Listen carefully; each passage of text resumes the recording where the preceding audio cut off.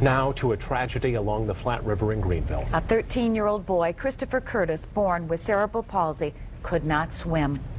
24-Hour News 8's Leon Hendricks is live in Greenville tonight with the story of the young man who didn't want to let his disability hold him back. Leon? That's right, he really didn't. He loved swimming, he loved being in the water, he loved playing with friends, just like any other 13-year-old. In fact, he was here along the Flat River with friends, hunting for turtles when this tragic incident happened. It's really sad. I'm gonna miss him a lot. A young boy with a big smile and a can-do attitude, in spite of living with a crippling disability. Chris Curtis was born with cerebral palsy, but determined not to let it get in his way.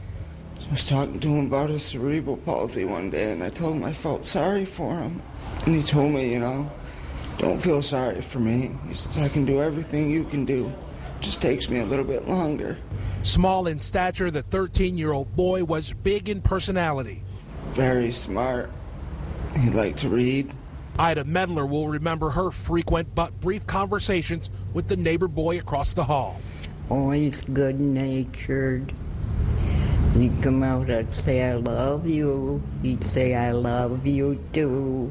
It was in the Flat River in 8 feet of water that rescuers finally found the young boy. His family watched along shore as he was pulled from the water. Chris was pronounced dead a short time later at the hospital, leaving behind many memories and an inspiring smile while living with a condition few can comprehend. He wanted to do what everybody else was doing. He didn't want anybody to let him be held back or anything. He wanted to do what everybody else did. I'm going to miss him answering the door every time I come over here. I'm going to miss him answering the door. He's always smiling every time he answers the door.